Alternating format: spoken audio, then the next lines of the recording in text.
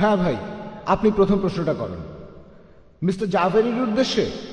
হ্যাঁ করেন। শ্রদ্ধেয় প্রধান অতিথি মিস্টার জাভেরি, আমার প্রশ্নটা হলো, আপনি বললেন যে বিভিন্ন দৃষ্টিকোণ থেকে নন ভেজ খাওয়া নিষিদ্ধ, আর আপনার প্রভু মহাবীর সম্পর্কেও বললেন। মহাবীর বলেছেন যে পশু হত্যা করা আর অন্যকে কষ্ট দিয়ে সুখে থাকা নিষিদ্ধ। এখন এটা আমাকে বলেন, মহাবীর কি এটা বলেছেন যে আপনারা ভেজ খাবার খেতে পারবেন? ভেজ খাবার বলতে আমি বোঝাচ্ছি, মহাবীর নিজে কখনো কোনো গাছ কাটেননি আর ভেজ খাবারও খাননি। তিনি সবসময় গাছের নিচে বসে থাকতেন আর তিনি গাছের ফল খেতেন, যে ফল গাছ থেকে নিচে পড়তো। তিনি গাছ থেকে ফল ছিঁড়ে কখনো খাননি।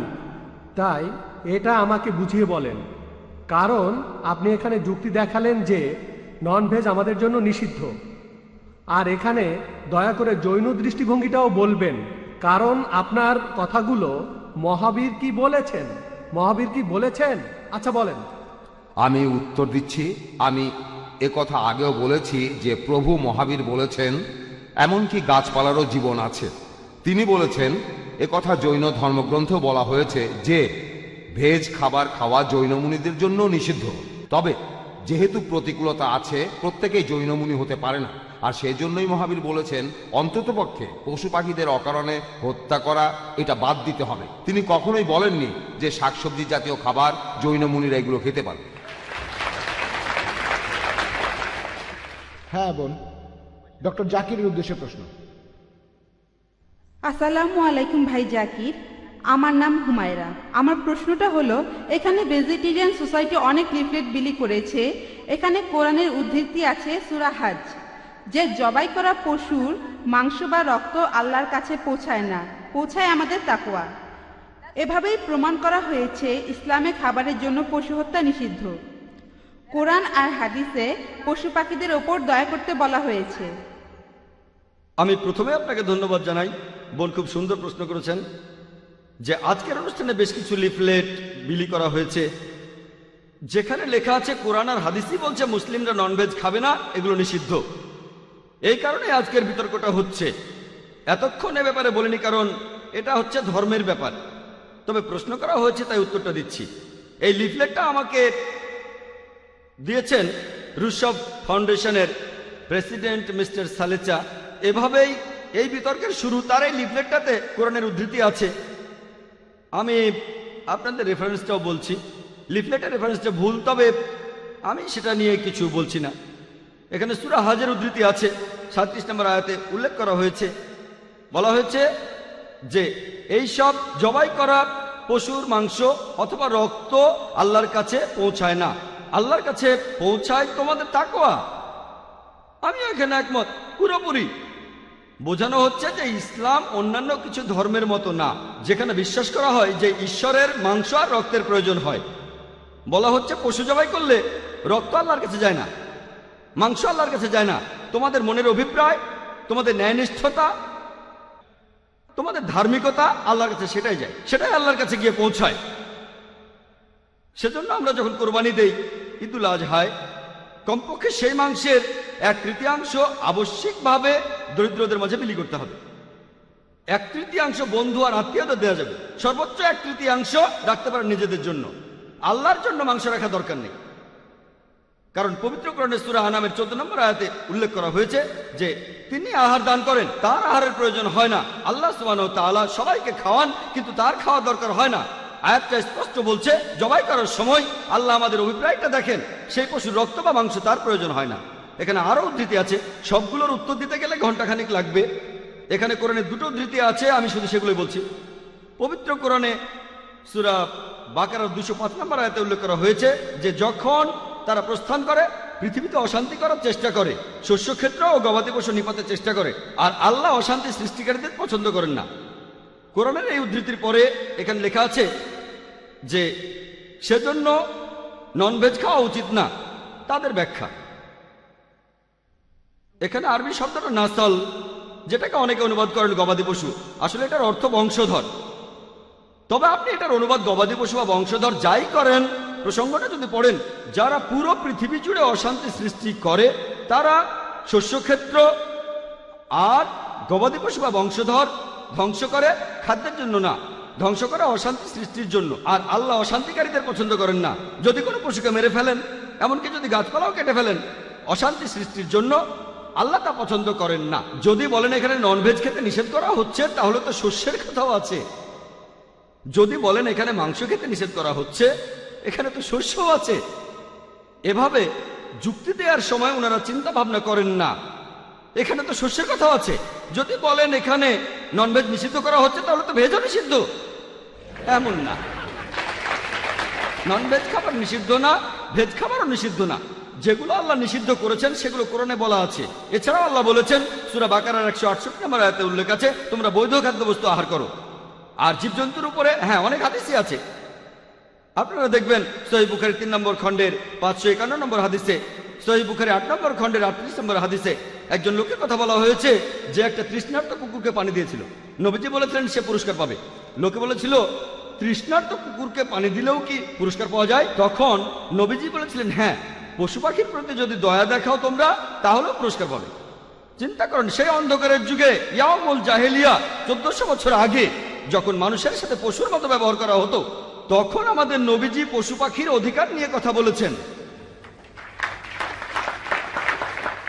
নবীজি বলেছেন পশুর পিঠে বেশি বোঝা দিও না। এখন দেখেন ইন্ডিয়ায় 2টো গাড়ি টানার ষাঁড় আইন অনুযায়ী 500 কেজির বেশি বহন করবে না, কিন্তু বহন করে 1 টনেরও বেশি। নবীজি বলেছেন বেশি বোঝা দিও না, তাদের অত্যাচার করো না, তাদের আঘাত করো না বেঁধে রেখে। সহিহ মুসলিমে আছে 3 নম্বর খণ্ডের 4812 নম্বর হাদিসে। এছাড়াও সহিহ বুখারীতে আছে পশুদের বেঁধে রেখে আঘাত করো না। সহিহ মুসলিমে উল্লেখ আছে 3 নম্বর খণ্ডের 4810 নম্বর হাদিসে যে যখন কোনো পশুকে জবাই করবে, দেখে নাও ছুরিটা যেন ধারালো থাকে, যাতে সেই পশু কোনো ব্যথা না পায়। একটা পশুর সামনে আরেকটা পশু জবাই করো না, পশুটাকে 2 বার জবাই করো না। মিস্টার জাবেরি বললেন অ্যাড্রেনালিন বের হয়, সেটা থাকে রক্তে, আর রক্ত বের হয়ে যায়। নবীজি পশু পাখির কথা বলেছেন, তাদেরও কিছু অধিকার আছে, তবে খাবারের জন্য সেটা যদি হালাল প্রাণী হয় আমরা খেতে পারি। আশা করি উত্তরটা পেয়েছেন।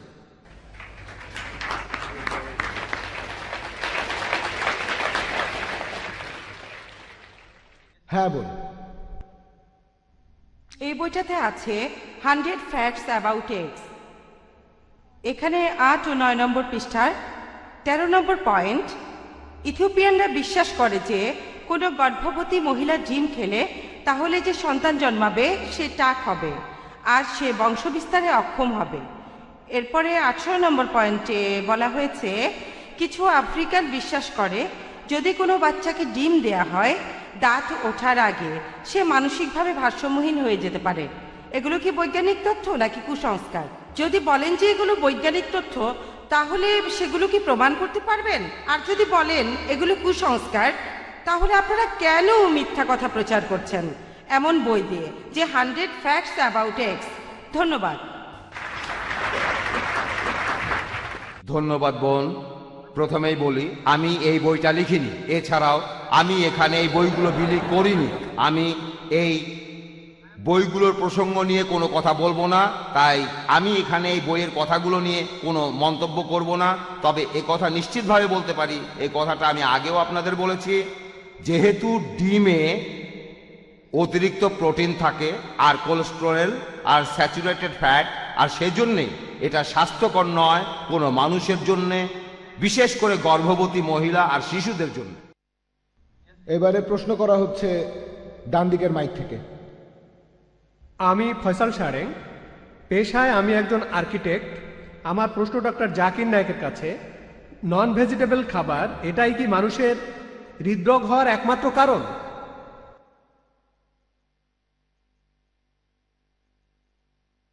ভাই খুব সুন্দর প্রশ্ন করেছেন যে ননভেজ খাবারই হৃদরোগের একমাত্র কারণ কিনা। আর মিস্টার রাশমি ভাই জাভেরি একথাই বলেছেন যে মাংস, পশুর মাংস, মুরগি, খাসি এগুলো হৃদরোগের কারণ। হ্যাঁ, হতে পারে, উনি ঠিক বলেছেন। তারপর উনি আরো বলেছেন এমন কোনো ভেজ খাবার নেই যেটাতে কোলেস্টেরল আছে। যদি আপনারা কোনো ডাক্তারকে বলেন, আইডিওলজিক্যাল ভেজিটেরিয়ান ডাক্তারকে না, তিনি মেনে নেবেন হৃদরোগের কারণ হলো খাবারের মধ্যে অতিরিক্ত চর্বি আর কোলেস্টেরল। সেটা ভেজ হতে পারে, নন ভেজও হতে পারে, দুটোই। নন ভেজ খাবারে বেশি কোলেস্টেরল থাকে, তবে ভেজ খাবারও থাকে। চীনাবাদামের তেল, কাজু বাদাম, নারকেল, ঘি, মাখন, এগুলো কি একজন সাধারণ লোকও জানে, আর এজন্যই টেলিভিশনে অ্যাড দেখবেন আপনারা, সাফলার তেল দিয়ে রাঁধুন, এতে হৃদরোগ হবে না। তার মানে অন্য তেল খেলে হৃদরোগ হয়, এটা বোঝার জন্য ডাক্তার হতে হবে না। উনাদের কথাটা একেবারে পুরোপুরি মিথ্যা।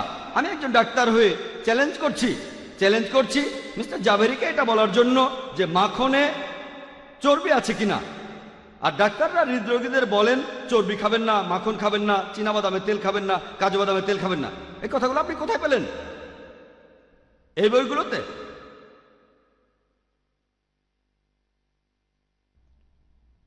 উনি এই বইগুলো আমাকে দিয়েছেন, তাই না?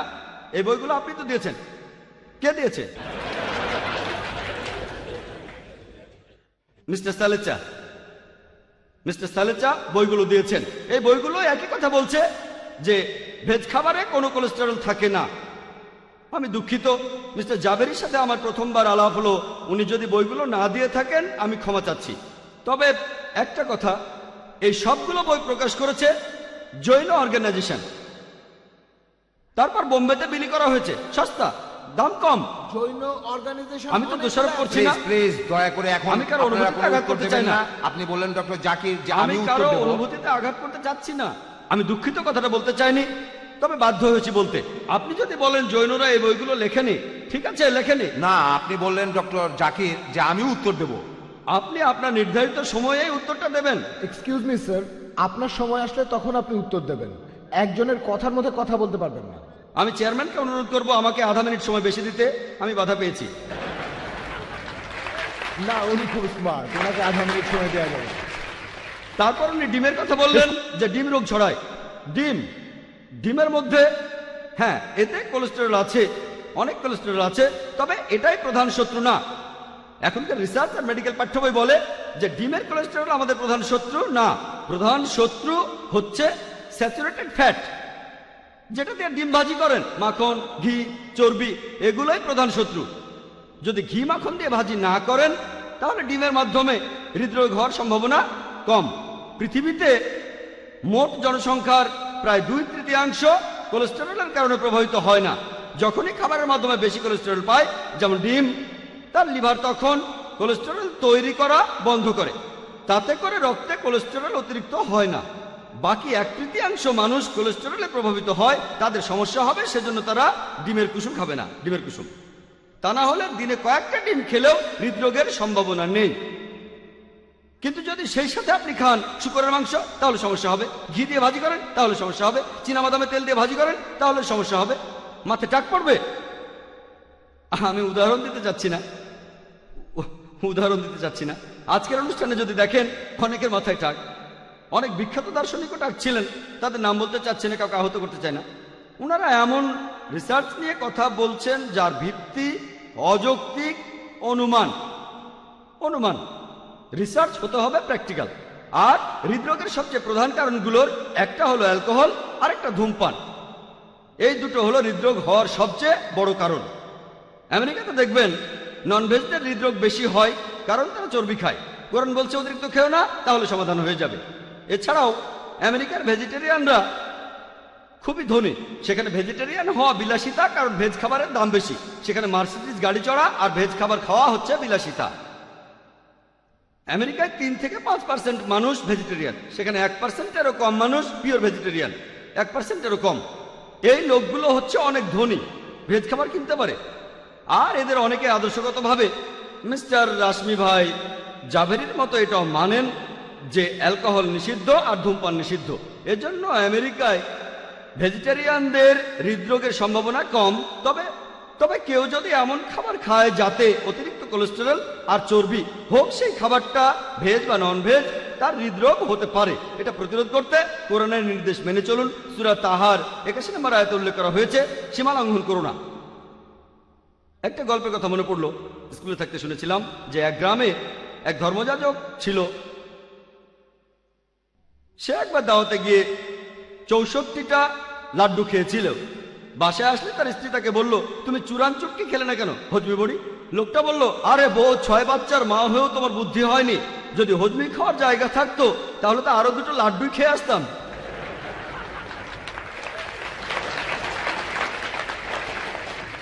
আমার প্রশ্নটা হলো মিস্টার রশ্মি ভাই জাভেরির কাছে। এই বইটা আমি পড়েছি, বইটার নাম হলো meet eating 100 facts. Please sir, আমি আপনাকে উদ্দেশ্য করে কিছুই বলছি না। আপনি কোনো ব্যক্তি বিশেষের নাম না বলে শুধুমাত্র বইটার উদ্ধৃতি দিতে পারেন। আমি কিছুই বলিনি। তাহলে শুধুমাত্র বইটার উদ্ধৃতি দেন। ঠিক আছে, বইটা প্রকাশ করেছে জৈন পাবলিকেশনস। আপনি জৈন, তাই আপনাকে জিজ্ঞাসা করলাম। এই বইটার নাম হলো মিট ইটিং 100 ফ্যাক্টস, লিখেছেন ডাক্তার নেমিচাঁদ। এখানে মাংস খান এমন লোকদের কার্টুন আঁকা হয়েছে। এই কার্টুনগুলো আমার কাছে খুব অপমানজনক মনে হয়েছে। এখন আপনার কাছে আমার প্রশ্ন, জৈনরা নাকি সহনশীল। এখন কোনো জৈন ধর্মের অনুসারীর পক্ষে এই বইগুলো কি ছাপানো উচিত, যেটা মানুষের অনুভূতিকে আঘাত করে? হ্যাঁ, বক্তা এই প্রশ্নের উত্তর দেবেন না। উত্তর না দেওয়ার অধিকার তারা আছে। তিনিই ঠিক করেছেন তিনি উত্তর দেবেন না। এবারে প্রশ্ন করবেন পরের জন। আমরা এখানে আচ্ছা, এবারে পরের প্রশ্ন, এটা বক্তা প্রশ্নটার উত্তর দেবেন না। আমি সন্তুষ্ট না। এখানে বক্তাদের অধিকার আছে, আর আমি অনুরোধ করব প্রশ্ন করতে এসে আপনারা উত্তেজিত হয়ে পড়বেন না। বক্তা যদি উত্তর দিতে না চান, সে অধিকার তারা আছে। যদি তিনি মনে করেন প্রশ্নটা এখানে প্রাসঙ্গিক হয়নি, উত্তর না দেওয়ার অধিকার তারা আছে। তাই আমি বলছি, আপনারা আপনাদের প্রশ্নগুলো এমনভাবে করবেন যাতে অশ্লীল না হয়, অপমানজনকও না হয়। আর হ্যাঁ তাই অপমানজনক কথা বলবেন না বক্তাদের বা অন্য কারোর উদ্দেশ্যে। আপনারা সহজভাবে প্রশ্নটা করেন, এখানে আপনার মতামতটা জানাতে পারেন, মন্তব্য করবেন না, অপমানজনকভাবে করবেন না। আপনার প্রশ্নটা ভদ্রভাবে বলেন, আপনার মন্তব্যটা জুড়ে দেবেন না। বক্তাদেরকে এই ব্যাপারে মন্তব্যগুলো করতে দেন। হ্যাঁ বোন, পরের প্রশ্নটা ডক্টর জাকিরের কাছে। আসসালামু আলাইকুম ভাই, আমার নাম আজরা। আমার প্রশ্নটা হলো, ভেজ খাবার নিয়ে লেখা বই, লিখেছেন গোপীনাথ আগারওয়াল। এখানে 15-16 নম্বর পৃষ্ঠায় তিনি লিখেছেন, একটা গরু তার জীবদ্দশায় যে পরিমাণ দুধ দেয় সেটা খেতে পারে 90,000 মানুষ, সবাই মিলে। কিন্তু গরুটাকে যদি মাংসের জন্য মেরে ফেলা হয় তাহলে সেটা মাত্র 1000 মানুষ খেতে পারবে। ছাগলের ক্ষেত্রেও একই অবস্থা। তিনি বলেছেন যে হাঁস সোনার ডিম পাড়ে, তাকে জবাই করা বুদ্ধিমানের কাজ না। আপনি কি একমত? বোন, আপনি প্রশ্ন করলেন ওই একই বই থেকে। আমি একটা কথা পরিষ্কার করে বলতে চাই, মিস্টার সালেচা এই বইগুলো দিয়েছেন আর বলেছেন আমরা চাইলে আরো বই দেওয়া হবে। আর এই বইগুলো বিভিন্ন দোকানে কিনতে পাওয়া যায়, মানুষ বইগুলো অবশ্যই কিনবে ইত্যাদি। আমিও সে কথাই বলছি, আপনাদের অনুরোধ করছি। আপনি এক কথার কতবার বলবেন? একই কথা রিপিট করছেন। ঠিক বলেছেন ভাই। বলছেন আমি রিপিট করছি কেন? কারণ এই কথাগুলো এখানেই লেখা আছে। যুক্তিগুলো যদি এই বইয়ে না থাকতো তাহলে আমি রিপিট করতাম। প্লিজ আপনারা একটু শান্ত হয়ে বসুন। মিস্টার রশ্মি ভাই জাভেরি ঠিকই বলেছেন, বইটা অন্য কেউ লিখেছেন। বইটার লেখকই এটাকে সমর্থন করে বলবেন, মিস্টার জাভেরি এটার পক্ষে বলতে চান না। তাই বইটার কথা ভুলে গিয়ে এমন প্রশ্ন করি যেটা টপিকের সঙ্গে প্রাসঙ্গিক। ঠিক, আমিও মেনে নিলাম। আমি একমত। মিস্টার জাভেরি বইগুলো পড়েন কিন্তু রিসার্চ করেন না। তিনি নন ভেজের বিরুদ্ধে লেখা বইগুলো পড়েন, তারপর সে কথাগুলো যুক্তি হিসেবে দেখাবেন। আমি মেনে নেব অথবা মানব না, এটা তো বলতে পারেন না আমি বইগুলো লিখিনি, তাই এ ব্যাপারে প্রশ্ন করবেন না। এটা অযৌক্তিক। আমাকে যদি নন ভেজ সম্পর্কে এই বইয়ের কথাগুলো বলেন, আমি হয় বলবো এটা মিথ্যা, অথবা বলবো এটা অযৌক্তিক বা যৌক্তিক। আমি বিরক্ত হব কেন? বইগুলো ভেজ খাবারের পক্ষে বলছে, যদি আমি ইসলামের বিরুদ্ধে কোনো বই দেখি তাহলে বলবো সেটা মিথ্যা। এক্সকিউজ মি, আপনারা উত্তরের মাঝখানে কথা বলবেন না। আপনারা শুধু প্রশ্ন করবেন আর বক্তারা তার উত্তর দেবেন। আমি চাইবো না ডক্টর জাকির বা মিস্টার জাভেরি দর্শকদের সাথে বিতর্কে জড়িয়ে পড়ুন। দর্শক শ্রোতারা এখানে বিতর্ক করবেন না, মনে রাখবেন। আপনি শুরু করতে পারেন। আমি উত্তর দেওয়া শুরু করছি, আপনিও এখন থেকে সময় হিসেব করেন। প্রতিবার বাধা দেওয়া হচ্ছে। আমি উত্তর দিতে চাচ্ছি।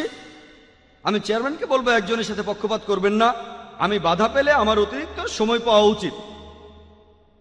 আর বোন একটা যুক্তির কথা বললেন, যেটা শুধু এই বই নয়, অন্যান্য অনেক বইতে আছে। ইন্টারনেটে গিয়ে দেখেন, এই একই যুক্তি দেখানো হচ্ছে। প্রথমেই, দুধ কি ভেজ না নন ভেজ, এটাই একটা বড় প্রশ্ন। অনেক ভেজিটেরিয়ান আছে যারা বলে যে দুধ হলো নন ভেজ। এই বই, আমি বক্তাকে দোষ দিচ্ছি না, এই বই বলছে দুধ হলো নন ভেজ, যদি দুধ খান অনেক রোগ হতে পারে। অন্যান্য ভেজ ফাউন্ডেশন বলছে না, আমরা ল্যাক্টো ভেজিটেরিয়ান, দুধ খাই।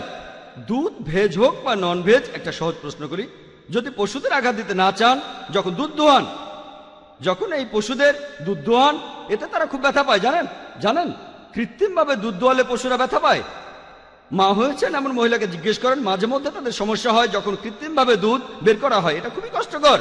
তাই পশুর দুধ বের করার সময় তারা কষ্ট পায়। যখন বলছেন পশুরা খাওয়ার জন্য না, তাহলে তাদের দুধ দোয়াচ্ছেন কেন? গরু আর ছাগল, এতে তারা ব্যথা পায়। এটা হলো পশুদের কাছ থেকে ডাকাতি করা। যদি বলেন এই পশুগুলো খাওয়ার জন্য না, তারপরে পশুদের দুধ খান, তাহলে সেই দুধ চুরি করছেন যেটা প্রাপ্য তাদের বাচ্চাদের, দুধটা তাদের বাচ্চাদের। ওনারা উদাহরণ দিয়েছেন যে একটা গরু গড়পড়তায় একদিনে দেয় 10 কেজি দুধ আছে এই বইতে। যদি ভুল থাকে সমস্যা নেই, এটা ইন্টারনেটেও আছে। একদিনে 10 কেজি দুধ, প্রতি মাসে 300 কেজি দুধ, প্রতি বছরে প্রায় 3000 কেজি। দুধের হিসেব কেজিতে কেন করেন, লিটারে করেন? এখানে কেজি কেন সেটা জানি না, লেখককে জিজ্ঞেস করেন। তারপর এখানে বলা হয়েছে যে 3000 কেজি দুধ, এটা খেতে পারবে 6000 মানুষ। তাই পুরো জীবদ্দশায় গরুটা খাওয়াবে 90,000 মানুষকে, পুরো জীবদ্দশায়। আর গরুটাকে মেরে ফেললে 1000 মানুষ খাবে। এখানে কোনটা ভালো, 90,000 না 1000? সেই হাঁসটাকে আপনি মারবেন কেন যে দৈনিক সোনা ডিম পাড়ে? এটা তো বুদ্ধিমানের কাজ না। আমিও ব্যাপারে একমত। তবে এটা আপনারা ভালো করে খেয়াল করবেন, দুধ দেয় এমন গরুকে কেউই জবাই করতে চাইবে না। কোন কসাইখানাতে দুধ দেয়া গরু জবাই করবে না, কারণ এই গরুগুলোর দাম অন্যান্য গরুর চাইতে অনেক গুণ বেশি। বোম্বেতে দুধ দেয়া গরুর দাম 20 থেকে 25,000 টাকা। যে গরুটা আমাদেরকে দুধ দেয় না, তার দাম মাত্র 3 থেকে 5,000 টাকা। তাই আমরা যেটা করি, নন ভেজিটেরিয়ানরা গবাদি পশুদের লালন পালন করি যতদিন তারা দুধ দেয়। যখন দুধ দেয়া বন্ধ করে দেয়, তখনই জবাই করি। আমরা হাঁসের সবগুলো ডিম নিয়ে নিই, ডিম পাড়া বন্ধ হলে হাঁসটাকে জবাই করে তার মাংস খাই।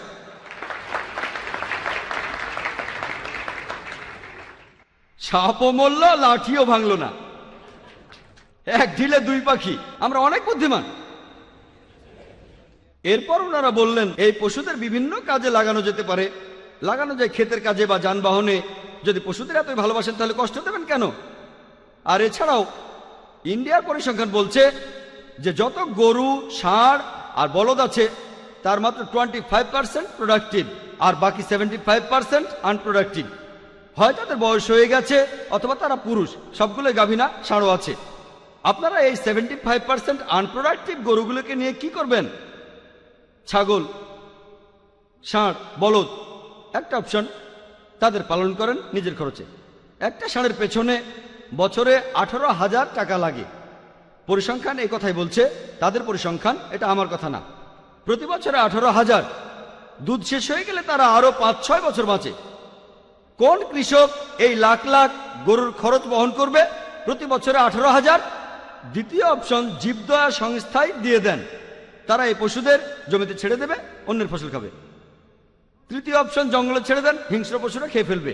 শেষ অপশনটাই ভালো, তাদের দুধ দেয়া বন্ধ হয়ে গেলে এই পশুগুলোকে কসাইখানায় পাঠান, এতে কৃষকের লাভ হচ্ছে, সে টাকা পাচ্ছে। এই পশুগুলো থেকে আমরা অন্যান্য উপকারিতা পাচ্ছি, সেই পশুর মাংস খাচ্ছি, এছাড়াও তাদের চামড়া দিয়ে উপকার পাচ্ছি, হাড়ও ব্যবহার করছি। আশা করি উত্তরটা পেয়েছেন। পরের প্রশ্ন মিস্টার জাভেরি। কস্তুর চাঁদ জৈনের কথা অনুযায়ী 22তম তীর্থঙ্করের বিয়ের সময়, যার নাম আলাসনেমি বা নেমিনাথ, বিভিন্ন পশু আর পাখির মাংস খাওয়ানো হয়েছিল। সেখানে বর এবং কনে দুজনেই জৈন ধর্মের অনুসারী ছিল। আরেকটা ঘটনার কথা বলছি, যে ছেন্না একজন জৈন শ্রাবিকা, যিনি ছিলেন ভীমসান শ্রেণিকের স্ত্রী। তিনি গর্ভবতী ছিলেন। সে সময় তিনি তার স্বামীর হৃৎপিণ্ড খেতে চাইলেন, ভীমসেনের বড় ছেলে অভয় কুমার তখন তাকে মৃত পশুর মাংস খেতে দিল আর ছেন্না সেটাকে তার স্বামীর হৃৎপিণ্ড মনে করে খেয়ে নিলেন। আমি জানি না এই কথাগুলো কতখানি খাঁটি, আর কস্তুরচাঁদ জৈনের কথাগুলো সত্য না মিথ্যা, দয়া করে কি ব্যাখ্যা করে বলবেন? আমার প্রশ্নটার রেফারেন্স হলো দ্য ক্যারাভান সিরিজ, ডিসেম্বর 1981 সাল। ধন্যবাদ বোন। আমি প্রথমেই এখানে কোঅর্ডিনেটরকে অনুরোধ করব সেই প্রশ্নগুলোর অনুমতি দিতে যে প্রসঙ্গে আমি কথা বলেছি, অন্য কোনো বই থেকে বা অন্য রেফারেন্স থেকে না, যেগুলো আমি নিজে বলিনি। তবে আমি জৈন ধর্মাবলম্বী, আর জৈন ধর্মের ইতিহাস সম্পর্কেও আমি জানি। আর নেমিনাথ তীর্থঙ্কর সম্পর্কে হ্যাঁ, কথাটা সত্যি। এজন্যই তিনি প্রচার করেছেন হত্যা করা নিষিদ্ধ। এ কারণেই তিনি সন্ন্যাসী হয়েছিলেন, যে আমার বিয়েতে তোমরা এই সব নিরীহ পশুদের মেরে ফেলবে না, আমি এই রকম উৎসব চাই না। সেজন্যই তিনি হয়েছিলেন জৈন মুনি আর সর্বশেষে তীর্থঙ্কর। তাহলে সেজন্যই আমি বলতে পারি যেসব জৈন তীর্থঙ্কর তারা পুরোপুরিভাবে নন ভেজিটেরিয়ান খাবারকে পরিহার করেছে। ধন্যবাদ। আর প্লিজ আমি যা বলেছি তার উপরে প্রশ্ন করেন, কারণ আমার মনে হচ্ছে এইসব বইগুলো ভালো মনেই দেওয়া হয়েছিল, যাতে আপনারা আমাদের দৃষ্টিভঙ্গি বুঝতে পারেন। এখন দেখা যাচ্ছে যাদের বইগুলো দেওয়া হয়েছিল তারাই এখন প্রশ্ন করছেন। আমার মনে হয় না এটা ঠিক হচ্ছে।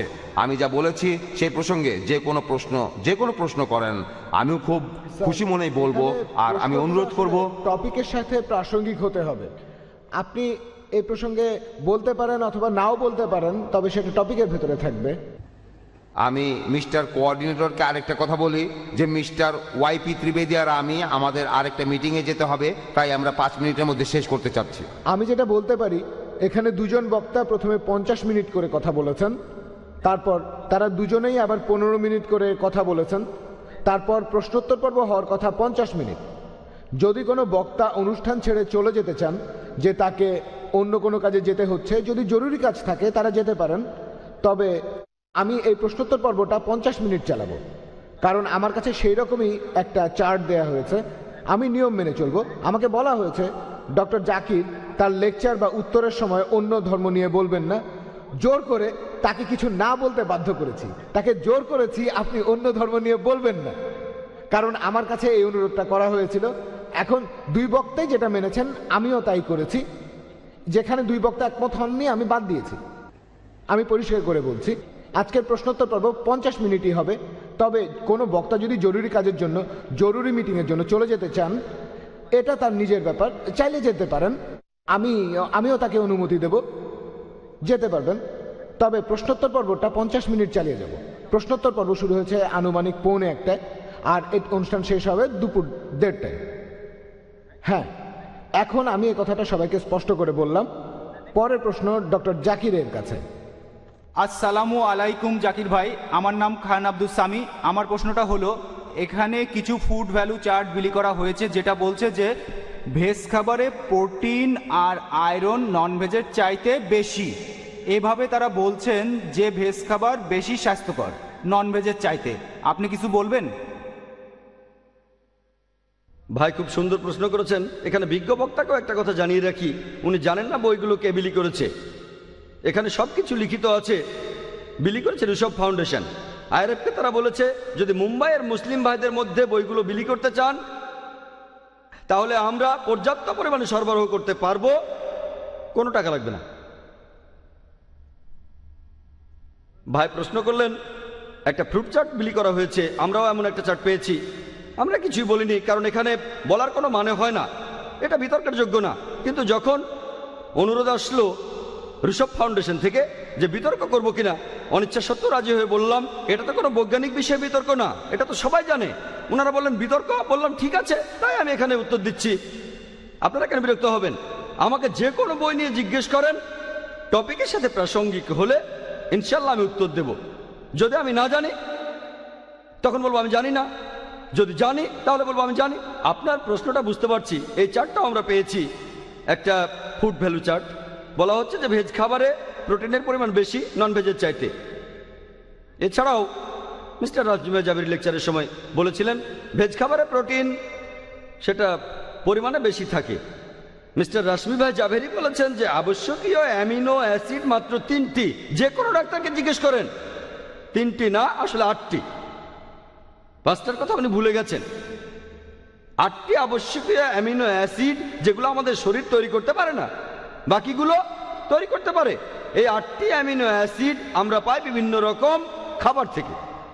পশুর মাংসের প্রোটিন প্রাকৃতিকভাবে উচ্চমানের, কারণ এতে এই 8টা অ্যামিনো অ্যাসিডের সবগুলোই থাকে। ভেজ প্রোটিনে এই 8টা অ্যামিনো অ্যাসিডের মধ্যে এক বা একাধিক অনুপস্থিত থাকে, এটা বিজ্ঞানসম্মত উত্তর। তাই কিছু প্রোটিনের মান হয়তো ভালো ভেজ খাবারের ক্ষেত্রে, কিন্তু প্রোটিনটা সম্পূর্ণ না।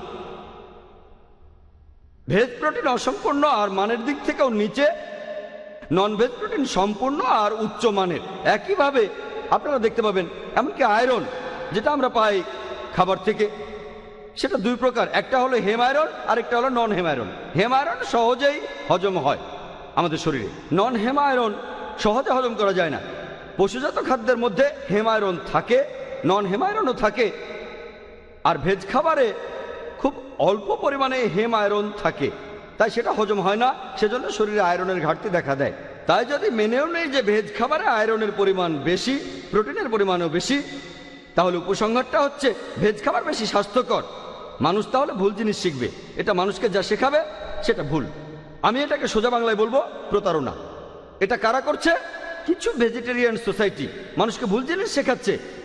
আর প্রতারণা এটা সব ধর্মে নিষিদ্ধ, বড় বা ছোট, প্রধান অপ্রধান সব ধর্মেই প্রতারণা করা নিষিদ্ধ। তাই আমি আপনাদের একটা প্রশ্ন করি। ধরেন আপনাকে দেয়া হলো 10টা 20 টাকার নোট বা একটা 500 টাকার নোট। আপনি যদি অঙ্ক জানেন তাহলে দ্বিতীয়টাই বেছে নেবেন। আশা করি উত্তরটা পেয়েছেন। এবারের প্রশ্ন মিস্টার জাভেরির কাছে। আসসালামু আলাইকুম, আমি জাভেদ শেখ। আমার প্রশ্ন মিস্টার জাভিরির কাছে। রাশমি ভাই, আপনার লেকচারে আপনি বললেন যে মাংস থেকে বিভিন্ন রকমের রোগ ছড়ায় মানুষের শরীরে, আর গাছপালার জীবাণুতেও আক্রান্ত হয়, যেমন ভাইরাস, ব্যাকটেরিয়া ইত্যাদি। তাহলে শাকসবজি বা ভেজ খাবার থেকেও কি রোগ হতে পারে? এছাড়াও আপনি ডিন অর্নিশ আর দীপক চোপড়ার কথা বললেন। এই দুজন ডাক্তারের বিভিন্ন মতামত এখানে বললেন। আপনি যদি এই সব মতামতগুলির উপর নির্ভর করেন, ডাক্তারদের মতামত, মিস্টার ত্রিবেদীও একই কথা বললেন। যদি এটার উপর নির্ভর করেন, আমি খুব সহজ একটা উদাহরণ দেই। যখন ছোট ছিলাম, ডাক্তাররা তখন আমাদের কারো জ্বর হলে ডাক্তাররা তখন বলতো তোমরা ঠান্ডা পানি দিয়ে গোসল করবে না। কিন্তু এখন দেখি ডাক্তাররা বলে যখন কারো জ্বর হয় তারা বলে তোমরা শুধু ঠান্ডা পানি দিয়ে গোসল করবে। হ্যাঁ, তাহলে আপনি কি এইসব পরিসংখ্যান আর পরামর্শের উপর নির্ভর করবেন? আপনি কি এমন কোনো মেডিকেল পরিসংখ্যান দিতে পারবেন যেটা ডক্টর জাকির নায়েক বললেন? আমেরিকায় সার্ভে হয়েছিল করোনারি হার্ট ডিজিজের উপর। আপনি কি এটা বলতে পারবেন করোনারি হার্ট ডিজিজ ইন্ডিয়ার ক্ষেত্রে এখানে কি নন ভেজদের হৃদরোগ হওয়ার সম্ভাবনা বেশি নাকি ভেজদের সম্ভাবনা বেশি? এই সম্পর্কে আপনি আমাদের কিছু বলেন। আপনারা প্রশ্নগুলো একটু সংক্ষেপে করবেন। হ্যাঁ, আপনার প্রশ্নটা এত বড় যে আমি ভুলে যাব। শেষ অংশটাই প্রশ্ন। Coronary heart disease. দেখেন, এখানে করোনারি হার্ট ডিজিজ, আপনারা যদি নষ্ট হয়ে যাওয়া শাকসবজি এগুলো খান আর নষ্ট হওয়া ফল, এগুলো তো অবশ্যই জীবাণু থাকে। আমি এখানে বলবো যে পশুরা যে জীবাণু বহন করে সেগুলো বেশি মারাত্মক, তারা শাকসবজির চাইতে বেশি রোগ ছড়ায়। এছাড়াও আমি আরও একটা কথা বলেছিলাম যে পশুজাত খাবারে থাকে অতিরিক্ত প্রোটিন, কোলেস্টেরল আর স্যাচুরেটেড ফ্যাট। এই সব কিছুর কারণেই ননভেজ খাবার আমাদের জন্য নিষিদ্ধ। এবারে বলি পরিসংখ্যান নিয়ে, আমিও সেটা পড়েছি, আর এগুলো নিয়ে আমি এখানে কোনো যুক্তি দেখাতে চাচ্ছি না। আমার কাছে সব পরিসংখ্যানই আছে যে ভেজিটেরিয়ানদের চাইতে ননভেজরাই হৃদরোগের অসুখে বেশি করে আক্রান্ত হয়। আজকে এই মুহূর্তে আপনাদের আমি সেগুলো দেখাতে পারছি না, আমার কাছে আছে, পরে আমি আপনাদের সেগুলো দিতে পারবো। ধন্যবাদ।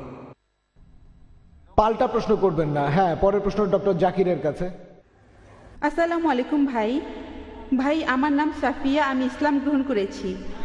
আমার প্রশ্নটা হলো,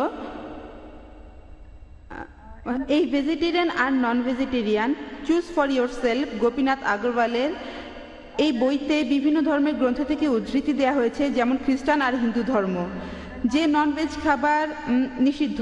তাহলে আপনি অন্যরকম বলছেন কেন? বোন, আপনি প্রশ্ন করলেন যে ওই একই বইতে কিছু উদ্ধৃতি দেয়া আছে, সেখানে বিভিন্ন প্রধান ধর্মগ্রন্থের উদ্ধৃতি, যেমন খ্রিস্টান ধর্ম, হিন্দু ধর্ম, সেসব ধর্মে নাকি ননভেজ নিষিদ্ধ। তাহলে আমি কেমন করে বললাম যে কোনো প্রধান ধর্মই একথা বলেনি সব ননভেজ খাবারই নিষিদ্ধ? আমি ইসলামিক দৃষ্টিকোণটা পরিষ্কার করেছি, তাদের ব্যাখ্যাটা ভুল, প্রসঙ্গ ছাড়া উদ্ধৃতি ভুল ব্যাখ্যা করেছেন। আমি একটা ব্যাপারে একমত, এমন কিছু কথা আছে যে কিছু সময়ে এমনকি ইসলামেও ননভেজ খাবার নিষিদ্ধ। যেমন পবিত্র কোরআনে সূরা মাইদার 1 নম্বর আয়াতে উল্লেখ করা হয়েছে যে হজের সময় তোমরা শিকার করো না, হজের পবিত্র জায়গার মধ্যে তোমরা শিকার করো না। যদি রমজান মাসে আপনারা রোজা রাখেন, সূর্যোদয় থেকে সূর্যাস্ত, আপনি ননভেজ খাবার খাবেন না, ভেজ খাবারও খাবেন না। রোজা থাকার সময় ননভেজ খাবার খাবেন না, তার মানে এই না যে ননভেজ খাবার নিষিদ্ধ। নিষিদ্ধ শুধু সেই সময়টার জন্য। একইভাবে বিভিন্ন ধর্মগ্রন্থ এমন কিছু উদ্ধৃতি আছে, রোজা থাকার সময় ননভেজ খাবার খেও না। আপনার প্রশ্নের উত্তরে বলি, খ্রিস্টান ধর্মে আমি এই বইটা পড়েছি, সেজন্য উত্তর দিতে পারছি। বইটাতে আছে, পবিত্র বাইবেলে উল্লেখ আছে তোমরা মৃত পশু খাবে না। ওনারা ব্র্যাকেটে লিখেছেন মাংস, এটা বলা হয়নি। ওনাদের দেয়া উদ্ধৃতিতে রেফারেন্সটা বলা হয়নি। আমি বিভিন্ন ধর্মের উপর একজন ছাত্র, ডায়েট নিয়েও লেকচার দিই। ওনারা উদ্ধৃতি দিয়েছেন বুক অব লেভিটিকাস 17 নম্বর অধ্যায়ের 15 অনুচ্ছেদ, এছাড়াও বুক অব ডিউটেরোনমি 14 নম্বর অধ্যায়ের 21 অনুচ্ছেদ। বলা হয়েছে তোমরা সেই পশুর মাংস খাবে না যে নিজে থেকেই মারা গেছে। মৃত পশুর মাংস নিষিদ্ধ, সব মাংস না, মৃত পশু। ওনার ব্র্যাকেটে লিখে দিয়েছেন মাংস, মৃত পশুর মাংস নিষিদ্ধ করা হয়েছে। পবিত্র কোরআনে বলছে সূরা বাকারার 173 নম্বর আয়াতে, সূরা মাইদা 3 নম্বর আয়াতে, সূরা আনামের 145 নম্বর আয়াতে, সূরা নাহালের 115 নম্বর আয়াতে বলা হয়েছে তোমাদের জন্য নিষিদ্ধ খাবার হলো মৃত জন্তু, রক্ত, শূকরের মাংস এবং যেটা জবাই করার সময় আল্লাহ ব্যতীত অন্য কারো নাম নেওয়া হয়। কোথায় এটা অনুমোদিত? এরপরে দেখবেন বুক অব জেনেসিস 9 নম্বর অধ্যায়ের 2 ও 3 অনুচ্ছেদে বলা হয়েছে যে তারা তোমাদের ভয় পাবে, তোমাদের সমীহ করবে। এই পৃথিবীর যাবতীয় সৃষ্টি, আকাশের সব পাখি, এই পৃথিবীর সব জীবজন্তু, এছাড়াও নদী আর সাগরের সব মাছ তোমাদের সামনে উপস্থাপন করা হবে। এরপর জেনেসিস 9 অধ্যায়ের 3 অনুচ্ছেদ বলছে যে যেসব প্রাণী ভূমিতে বিচরণ করে এবং যারা জীবন্ত প্রাণী তোমরা তাদের খেতে পারো, এছাড়া শাকসবজিও খেতে পারবে। বুক অব ডিউটেরোনমিতে আছে 14 নম্বর অধ্যায় 9 অনুচ্ছেদে যে তোমরা খাদ্য হিসেবে তাদের মাংস আহার করো। যারা পানির নিচে থাকে, যাদের পাখনা ও আঁশ আছে, তাদের তোমরা খেতে পারবে। ডিউটেরোনমি 14 নম্বর অধ্যায়ের 11 অনুচ্ছেদ বলছে যে তোমরা বৈধ সব পাখিদের মাংস আহার করবে। ডিউটেরোনমি 14 নম্বর অধ্যায়ের 20 অনুচ্ছেদ বলছে যে তোমরা সব বৈধ পাখিদের মাংস আহার করবে, অনুমোদিত। এরপর আরো দেখবেন বুক অব হিব্রুজে আছে 5 নম্বর অধ্যায়ের 13 ও 14 অনুচ্ছেদে যদি দুধ খাও তোমরা দুর্বল হয়ে পড়বে, যদি তোমরা মাংস খাও তোমাদের বুদ্ধি তীক্ষ্ণ হবে। বাইবেলের কথা বলছে, আমি না। গসপেল অফ লুক 24 নম্বর অধ্যায়ের উদ্ধৃতি দিচ্ছি, 41 থেকে 43 অনুচ্ছেদে আছে যে যীশু খ্রিস্ট উপরে ঘরে গেলেন আর বললেন তোমাদের কাছে খাওয়ার মতো মাংস আছে। তখন যীশু শিষ্যরা তাকে এক টুকরো ঝলসানো মাছ আর মধু খেতে দিল। মাছ, তিনি শিষ্যদের সামনে সেটা খেলেন, যীশু খ্রিস্ট মাছ খেলেন। বুক অব রোমান্সে আছে 14 নম্বর অধ্যায়ের 2 ও 3 অনুচ্ছেদে বলা হয়েছে যারা সব ধরনের খাবার খেতে চায় তারা খেতে পারবে, আর যারা দুর্বল তারা শুধু শাকসবজি খায়। তবে যারা সব কিছু খায় তারা অন্য মানুষদের উপহাস করবে না, আর যারা সব কিছু খায় না তারা অন্যদের সমালোচনা করবে না। এটা ঈশ্বরের আইন। হিন্দু ধর্মগ্রন্থ আপনারা যদি মনুস্মৃতি পড়েন 5 নম্বর অধ্যায়ের 30 অনুচ্ছেদে পরিষ্কার করে বলা হয়েছে যে একজন মানুষ যে কোনো জীবিত প্রাণী খেতে পারে, এমনকি সে প্রতিদিনও খেতে পারে। সৃষ্টিকর্তা কিছু প্রাণীকে বানিয়েছেন খাদ্য হিসেবে আর কিছু খাদ্য হিসেবে। মনুরাইন মনুস্মৃতি 5 নম্বর অধ্যায়ের 31 অনুচ্ছেদে বলা হয়েছে যে বলি দেয়া মাংস তোমরা খাও, এটা মহান সৃষ্টিকর্তার আইন। মনুস্মৃতি 5 নম্বর অধ্যায়ের 42 অনুচ্ছেদে আছে, বলা হয়েছে যে 2 বার জন্ম নেওয়া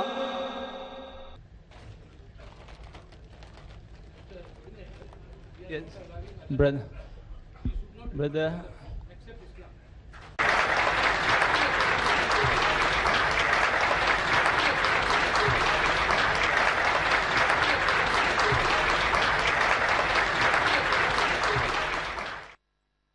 আমি সব সময় তৈরি থাকি, উদ্ধৃতি দেওয়ার সময় আমি তৈরি থাকি, সেজন্য বইগুলো টেবিলে নেই, নিচে আছে। আজকে উদ্ধৃতি দেওয়ার কথা না, প্রশ্নটার উত্তরে বলেছি, যেহেতু আমি প্রশ্নের উত্তর দিতে বাধ্য, আজকে এই বইগুলো নিচে রেখেছি। অন্য অনুষ্ঠানে বইগুলো টেবিলের উপরে থাকে, ওনারা আমাকে বাধ্য করেছেন, তাই কথাগুলো বলছি, বিতর্কের নিয়ম মেনে বলছি। আমার কথা তো শেষ হয়নি, আমি তো 5 মিনিট সময় পাবো, আমার সময়। আমি দর্শকদের অনুরোধ করব বক্তাকে ডিস্টার্ব না ডিস্টার্ব করবেন না। আপনাকে এখন কে ডিস্টার্ব করছে দেখেন, আমি তো এখানে সময় দেয়া হলো, এভাবে সময় নষ্ট হয়। সময় শেষ হলে বক্তাকে আমি থামতে বলবো। কেন, কেউ বাধা দিলে তো আমার বেশি সময় পাওয়া উচিত। আচ্ছা ঠিক আছে, আরো আধা মিনিট সময় দেওয়া হলো। এরপরে মনুস্মৃতি 5 নম্বর অধ্যায়ের 35 অনুচ্ছেদে আছে তোমরা মাংস খেতে পারবে।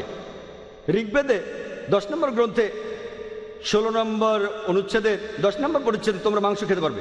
ঋগ্বেদ 10 নম্বর গ্রন্থে 85 নম্বর অনুচ্ছেদের 13 পরিচ্ছেদে, ঋগ্বেদ 10 নম্বর গ্রন্থে 86 অনুচ্ছেদে 13 পরিচ্ছেদে একই কথা আছে, তোমরা মাংস খেতে পারো। আর মহাভারত অনুশাসন পর্বে 88 অধ্যায়ে ভীষ্ম উপদেশ দিচ্ছেন যুধিষ্ঠিরকে, একথা মনুস্মৃতিতেও আছে 3 নম্বর অধ্যায়ের 266 থেকে 272 অনুচ্ছেদে। সেখানে উল্লেখ করা আছে যে তোমার পূর্বপুরুষদের সন্তুষ্ট করতে যদি তোমরা শাকসবজি দাও তাহলে তারা মাত্র 1 মাস সন্তুষ্ট থাকবেন। যদি তোমরা মাছ দাও 2 মাস থাকবেন। যদি হরিণের মাংস উৎসর্গ করো 3 মাস থাকবেন। ভেড়ার মাংস দিলে 4 মাস থাকবেন। পাখির মাংস দিলে 5 মাস থাকবেন। ছাগলের মাংস দিলে 6 মাস থাকবেন। চিত্রাল হরিণের মাংস দিলে 7 মাস। কালো হরিণের মাংস দিলে 8 মাস। গরুর মাংস দিলে পুরো 1 বছর। ষাঁড়ের মাংস দিলে 12 বছর। আর যদি গন্ডার বা ছাগলের লাল মাংস দাও সারা জীবন সন্তুষ্ট থাকবেন। তাহলে যদি পূর্বপুরুষদের সন্তুষ্ট করতে চান ঋগ্বেদের কথা অনুযায়ী আপনারা উৎসর্গ করবেন ননভেজ লাল মাংস।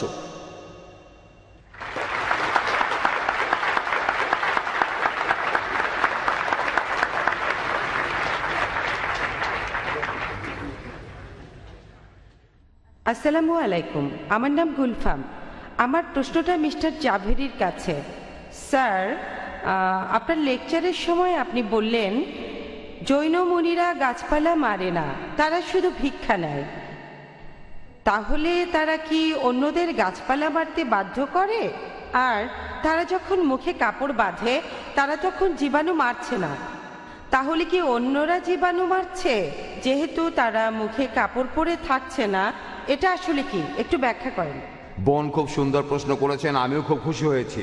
যতগুলো প্রশ্ন হয়েছে তার মধ্যে আপনারটাই সেরা প্রশ্ন, কারণ আমাদের জৈন ধর্মগ্রন্থে বলা আছে যে তোমরা কাউকে হত্যা করবে না, তোমরা কাউকে হত্যা করার কাজে বাধা দেবে, আর কেউ হত্যা করলে তোমরা তার নিন্দা জানাবে। তাহলে এই 3টা পয়েন্ট হলো মূল। যদি জৈন মুনি জানতে পারেন এই খাবার তার জন্য রান্না করা হয়েছে, তিনি সেই খাবার খাবেন না। এটাই হলো জৈন মুনিদের নিয়ম। তারা যখন ভিক্ষা করতে আসেন তারা পরিষ্কারভাবেই বলেন, আর আমরাও জানি যে তারা বলবেন আমাদের জন্য কি কিছু রান্না করেছো?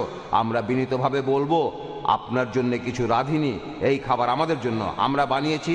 ধরেন 4টা রুটি, তিনি 1টা রুটি নেবেন, আমরা বাকি 3টা রুটি খাবো। এভাবে একজন জৈন মুনি ভিক্ষা করে থাকেন। হত্যা করবেন না, অন্যকে হত্যা করতে দেবেন না, হত্যা করতে উৎসাহিত করবেন না, তিনি সেই খাবারও খাবেন না যদি জানতে পারেন খাবারটা তার জন্য রান্না করা হয়েছে। আমি খুব খুশি হয়েছি যে এই দর্শক শ্রোতাদের সামনে আমি আজ সুযোগ পেয়েছি জৈন মুনিদের সম্পর্কে কিছু কথা বলার জন্যে। সবাইকে ধন্যবাদ। আর আমি চেয়ারম্যানকে অনুরোধ করব যে মিস্টার ত্রিবেদী আর আমি, অনুষ্ঠানটা আসলে এত ভালো হচ্ছে যে আমাদের কাছে মনে হচ্ছে যে আরো ঘন্টাখানেক থাকি। তবে আমি দুঃখিত যে আমাদের হাতে সময় খুবই কম। প্রশ্ন 5 মিনিট লাগবে। আমার মনে হয় দেরি হয়ে যাবে। আমরা এখানে খাবার নিয়ে এত বেশি কথা বলেছি যে আমাদের খিদা লেগে গেছে। এখন আমরা খাওয়া দাওয়া করব, শেষে দুটো প্রশ্ন, তারপর আমরা চলে যাব। মিস্টার ত্রিবেদী বললেন যে আর দুইটা প্রশ্নের উত্তরে তারা থাকবেন। এবারে পরের প্রশ্ন ডক্টর জাকিরের উদ্দেশ্যে। হ্যাঁ, আচ্ছা, এখানে একজন অনুরোধ করেছেন যে আপনি আপনি কাকে প্রশ্ন করতে চান? না, এখানে তো আপনাদের লাইন করে দাঁড়াতে হবে।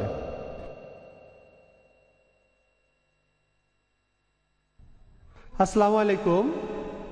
আমার প্রশ্ন জাকির ভাইয়ের কাছে, নন ভেজ খাবারে কি পুষ্টিগুণ আচ্ছা, কম? এখানে অনেকেই অনুরোধ করছেন, আমরা যেটা করব, অনেকেই অনুরোধ করছেন যে ওনারা আগে প্রশ্ন করতে যাচ্ছেন ডক্টর জাকির নায়েককে, সেজন্য আপনাদের বলছি এই দুইজনকে আগে প্রশ্ন করতে দেন, তারপর মিস্টার রশ্মি ভাই জাভেরি আর মিস্টার ত্রিবেদী চলে গেলে তখন আপনাকেও প্রশ্ন করার সুযোগ দেব।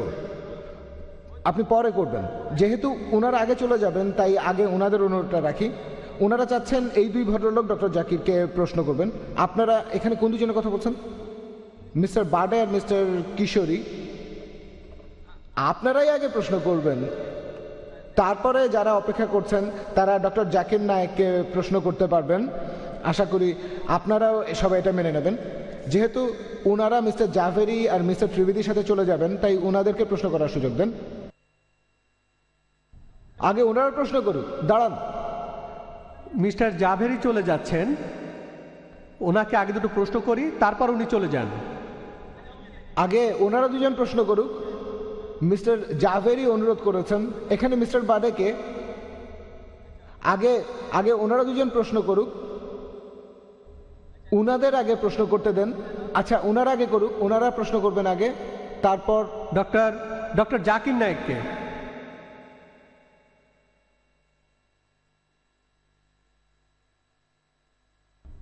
আচ্ছা, ঠিক আছে, প্রথমে আপনি প্রশ্ন করবেন ডক্টর জাকিরকে, তারপর মিস্টার জাভেরির উদ্দেশ্যে, তারপর ডক্টর জাকিরকে। এই প্রশ্নগুলো হয়ে গেলে মিস্টার জাভেরি তখন চলে যাবেন, তারপর যে দুজন অপেক্ষা করছেন তারা প্রশ্ন করবেন। এটা বাদে আর অন্য যারা আছেন তাদের মধ্যে আর কেউ কোনো রকম প্রশ্ন করার সুযোগ পাবেন না। ডাক্তার সাহেব নমস্তে, আসসালামু আলাইকুম, বিসমিল্লাহির রহমানুর রহিম। ডাক্তার সাহেব কিশোরী সাহেব, সংক্ষেপে বলেন। আমার প্রশ্নটা হলো, আমি খানে খুদা নামে একটি সিনেমা দেখেছিলাম, সেখানে 3 দিনের প্রার্থনা ছিল। লোকজন সেখানে যারা ছিল তারা কাঠের স্যান্ডেল পরেছিল, আর এছাড়াও তারা সে সময় কোনো ননভেজ খাবার খায়নি, চুল কাটেনি, কিছুই না, পুরোপুরি ব্রহ্মচারী সন্ন্যাসী। যখন সেই সিনেমাটা শেষ হলো আমি তাদের বললাম, ভাই এটা কি, এই 3 দিন পুরো ব্রহ্মচারী সন্ন্যাসীর মতো থাকলেন? তারা আমাকে বলেছিল এটা হলো খানে খোদা। আমি মুসলমান ভাইদের বলি, পুরো পৃথিবী কি খানে খোদা নয়? খানে খোদা শুধু ওখানেই, তাহলে 3 দিন তারা সন্ন্যাসীর মতো থাকলো কেন? ভাই সাহেব, আমাদের হাতে সময় বেশ কম, আপনি আপনার প্রশ্নটা বলেন। পুরো পৃথিবী কি খানে খোদা না? এখন আমাকে বলেন, ওই 3 দিন তারা খানে খোদা করলো, তাহলে পুরো পৃথিবী কেন খানে খোদা হবে না? আর এই পৃথিবীতে বিশেষ করে ইন্ডিয়ায় পশু হত্যা বন্ধ হবে না কেন? এটাই আমার প্রশ্ন। আমরা এই প্রশ্নটার উত্তর দেব না। এই প্রশ্নটা আমাদের টপিকের সাথে প্রাসঙ্গিক না। আমরা এবারে পরের প্রশ্নে যাব। মিস্টার রশ্মি ভাই জাভেরি অনুরোধ করেছেন উনি যেন আমাকে প্রশ্ন করতে পারেন। আমিও উত্তর দিতে চাই। যদি চেয়ারম্যান না বলেন, এখানে চেয়ারম্যান বারণ করলে আমি উত্তর দেব না। আমি খুশি মনে উত্তর দেব যদি অনুমতি পাই।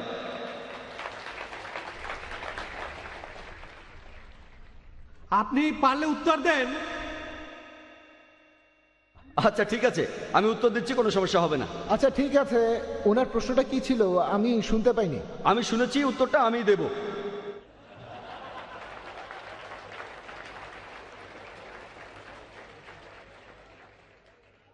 এটা খুব সুন্দর প্রশ্ন। তাড়াতাড়ি আমরা পরের প্রশ্নে যাব।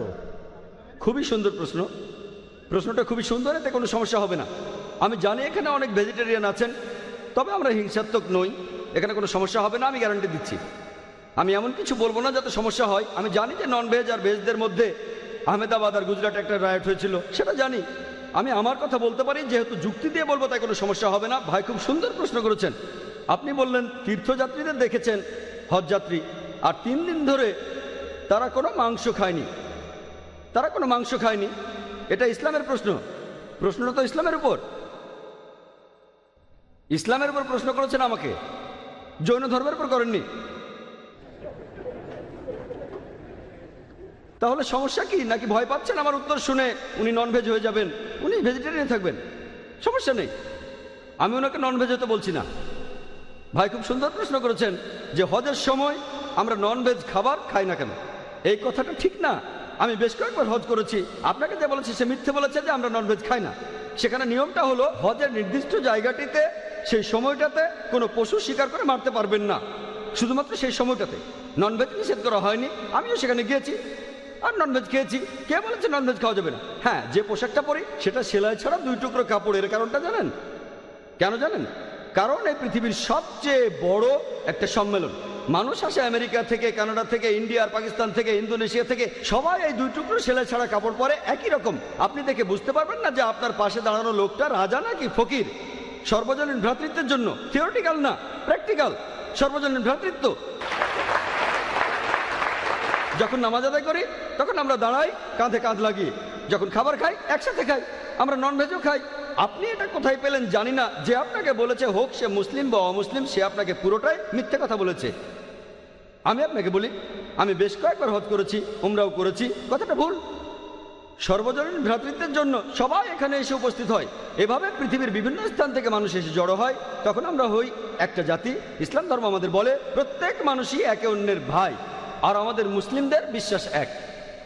বলেন ভাই। মিস্টার জাবিরি, এই প্রশ্নটা আপনার উদ্দেশ্যে। আপনার লেকচার শেষে প্রশ্নটা মিস্টার জাবিরের উদ্দেশ্যে। মিস্টার জাবিরি কি খেয়াল করছেন? প্রশ্নটা মিস্টার জাবিরের উদ্দেশ্যে। আপনার লেকচারে আপনি তৃণভোজী আর মাংসাশী প্রাণীর মধ্যে 16টা পার্থক্যের কথা বলেছেন। এখন আমার কাছে ব্যাপারটা এরকম মনে হয়েছে যে আপনি আসলে এখানে বলতে চাচ্ছেন যে এখানে তৃণভোজী প্রাণীদের সাথে তুলনা করে আপনি বলতে চাচ্ছেন যে আমরা মানুষরা তৃণভোজীর মতো, অর্থাৎ ভেজিটেরিয়ানরা। আমার সেটাই মনে হয়েছে। ডক্টর জাকির আপনার কয়েকটা পয়েন্টের উত্তর দিয়েছেন। এখন আপনাদের বলি, আমি কোনো মেডিকেলের ছাত্র না, আমি ইঞ্জিনিয়ারিং পড়েছি, বায়োলজি পড়েছি ক্লাস 10 পর্যন্ত। এরপরে যা জেনেছি সেটুকু নিজের আগ্রহে। আপনার প্রশ্নটা করেন প্লিজ। এখন একটা ব্যাপারে আমি আপনার মতামত জানতে চাই। আপনি বললেন যে তৃণভোজীদের মুখের লালায় পাইটালিন থাকে, এটা মাংসাশীদের লালায় থাকে আর মানুষের লালায়ও থাকে। এছাড়াও আপনি বললেন তৃণভোজীরা খাওয়ার সময় তাদের চোয়াল ঘোরায়। আমি কোনো মানুষের খাওয়ার সময় চোয়াল ঘোরাতে আপনি দেখিনি। যদি প্রশ্ন করতে চান তাহলে প্রশ্ন করেন, আপনাকে স্বাগত জানাবো। এখানে লেকচার দেবেন না, এখানে লোকজন আপনার কথা শুনতে আসেনি। আপনি সংক্ষেপে আপনার প্রশ্নটা করেন, আপনি সরাসরি প্রশ্নটা করেন, আমিও তাহলে তাড়াতাড়ি উত্তর দেব। কারণ আমি আর মিস্টার ত্রিবেদী আরেকটা মিটিংয়ে যাব, এই প্রশ্নটার পরেই আমরা চলে যাব। ওকে ওকে, আমার প্রশ্নটা হলো, আপনি এই পার্থক্যগুলো দিয়ে কি বোঝাতে চাচ্ছেন? তৃণভোজী আর মাংসাশী প্রাণীর এই পার্থক্যগুলো দিয়ে আপনি কি বোঝাতে চাচ্ছেন? হ্যাঁ, এটা একটা খুবই প্রাকৃতিক ব্যাপার। যখন আমি বলেছি যে মানুষের শরীরের বিভিন্ন অঙ্গ প্রত্যঙ্গের সাথে তৃণভোজী প্রাণীদের অনেক মিল আছে, এখানকার বিজ্ঞ দর্শকরাই সেটার বিচার করবেন। আমি যা বলেছি আপনি তার সাথে একমত হতে পারেন, যদি একমত হন তাহলে খুব ভালো, আর একমত না হলে সেটা ভালো না। আমি কেন বলবো? এটা অবশ্যই মানতে হবে আপনাকে। ঠিক আছে, আমি যা বলেছি সেগুলো সবই বৈজ্ঞানিক তথ্য, এগুলোর পক্ষে আমি যথেষ্ট প্রমাণ দেখাতে পারবো। তবে দর্শক শ্রোতারাই ঠিক করবেন তারা আমার সাথে একমত কি না। আমি যে কথাটা বলতে চেয়েছি, প্রাকৃতিকভাবে মানুষ জাতি অনেকখানি না, একেবারে পুরোপুরি তৃণভোজীদের মতো, আর পরিবেশের কারণে অথবা পরিস্থিতির কারণে বিভিন্ন জায়গায় মানুষ মাংসাশী হয়েছে। এখন বন্ধুরা, এখন আপনাদের বলি, এখানে আসতে পেরে আমি আনন্দিত। এই অনুষ্ঠানে আমরা মত বিনিময় করলাম, ইসলাম সম্পর্কে অনেক ভুল ধারণা ছিল, সেগুলো পরিষ্কার করেছেন আমাদের বিজ্ঞ বক্তা ডক্টর জাকির। আমরা জানতাম না ইসলাম ধর্মে এইভাবে বলা হয়েছে, সেজন্য আমি ধন্যবাদ জানাচ্ছি ইসলামিক রিসার্চ ফাউন্ডেশনকে। আর এছাড়াও ধন্যবাদ জানাচ্ছি এখানে আমার বন্ধু মিস্টার সালেচাকে, রুশব ফাউন্ডেশনের। আমাদের হাতে সময় খুবই কম, মিস্টার ত্রিবেদী আর আমি এখন অন্য আরেকটা মিটিংয়ে যাব, তাই বিদায় নিচ্ছি। আবারও সবাইকে ধন্যবাদ। এবারে প্রশ্ন করবেন মিস্টার বাডে। হ্যাঁ, আপনি মিস্টার বাডে? আচ্ছা, দাঁড়ান 1 মিনিট। মিস্টার বাডে অনুরোধ করেছিলেন যে উনি ডক্টর জাকির নায়েককে প্রশ্ন করবেন, আমরাও সেই অনুরোধটা রাখবো। এখন তিনি তার প্রশ্নটা করবেন, তারপর ওনারা চলে যাবেন। এই মাইক থেকে এটাই শেষ প্রশ্ন। হ্যাঁ মিস্টার বাডে। হিন্দুদের হরিওম, জৈনদের জৈনেন্দ্রিয়া। এক্সকিউজ মি, এরপরেও আমাদের প্রশ্নোত্তর পর্ব চলবে। যারা থাকতে চান তারা থাকতে পারেন, অথবা চলেও যেতে পারেন। হ্যাঁ মিস্টার বাডে। হিন্দুদের হরিওম, জৈনদের জৈনেন্দ্রিয়া, মুসলিম ভাইদের সালাম আলাইকুম। ওয়ালাইকুম আসসালাম। ডাক্তার জাকিরকে বলি, আমি আপনার 20টা পয়েন্টের সবগুলোই উত্তর দিতে পারবো, তবে এখানে সময় হবে না, পরে কখনো সময় পেলে আমি প্রত্যেকটা পয়েন্টের উত্তর দিতে পারবো। এখন প্রথমটা, এখন প্রত্যেকটা ধর্মই ঈশ্বরকে মানে যে তিনি সর্বশক্তিমান, তার মানে আমরা তার নিয়মকানুনগুলো মেনে চলবো। এখন ঈশ্বর যা কিছু দিয়েছেন সেখানে নিয়মও দিয়েছেন। আমি খুব সহজ ভাষায় বলি, ঈশ্বর যখন আমাদের জন্ম দিয়েছেন তিনি তখন সব ব্যবস্থাই করেছেন। আমি কোনো লেকচার দিচ্ছি না, আমি আমার প্রশ্নটাই করতে চাচ্ছি। শুনুন, আপনি সরাসরি আপনার প্রশ্নটা বলে ফেলেন। আমি তো আমার প্রশ্নটাই করছি। ঈশ্বর আমাদের যা কিছু দিয়েছেন সেখানে কিছু নিয়ম বানিয়ে দিয়েছেন। যেমন আমাদের সবচেয়ে জনপ্রিয় জিনিস হলো বাতাস, যেটা আপনি প্রচুর পরিমাণে পাবেন, সব জায়গাতেই বাতাস পাবেন। এরপরে দেখেন পানি, আপনি যেখানেই যান পানি পাবেন। এখন পরে আসছে খাবার। এবারে আমার প্রশ্নতে আসছি, খাবার। ঈশ্বর আমাদের অনেক খাবার দিয়েছেন। কাশ্মীরে যান, সেখানে গেলে দেখতে পাবেন সেখানে দরকারি সব খাবার আছে। সেখানে আপনি আলমন্ড পাবেন, কাজু পাবেন, বাদাম পাবেন, পেস্তা পাবেন, ওখানে যেসব দরকারি।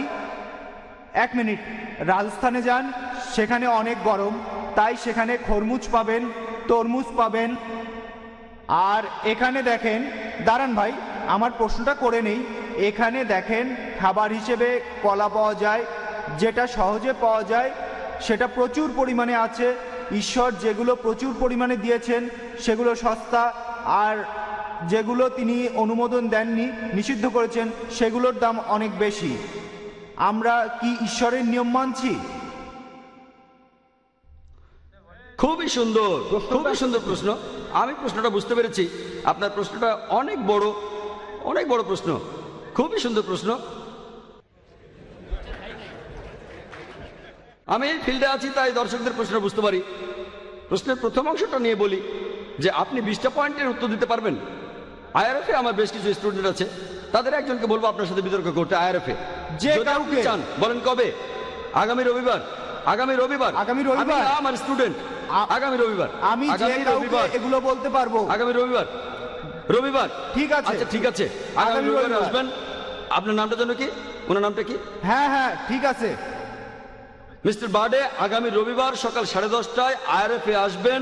আজকের মতোই আমার স্টুডেন্ট বিতর্ক করবে, একজন, একই টপিক।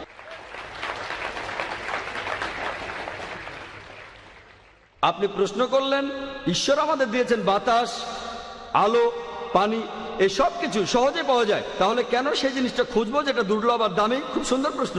এই কথাটা মিস্টার জাবেরিকে বলেন, উনিই তো উত্তর মেরুতে শাকসবজি পাঠানোর কথা বললেন।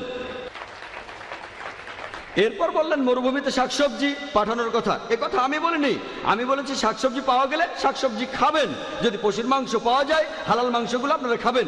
এই প্রশ্ন মিস্টার জাবেরিকে করবেন, আমাকে না। 1 নম্বর পয়েন্ট, আপনি সহজলভ্য খাবারগুলো খাবেন, তবে সেগুলো হালাল হতে হবে। আমাদের দামি খাবার খাওয়া উচিত না আপনি বললেন। অনেকটা এরকম যে আমি কোনো ধনী লোককে বলছি আপনি নরিম্যান পয়েন্টে থাকেন কেন? নরিম্যান পয়েন্টে মাত্র 1 স্কোয়ার ফিট জায়গার দাম হচ্ছে 25,000 টাকা। মীরা রোডে থাকেন, মাত্র 1,000 টাকা প্রতি স্কোয়ার ফিট।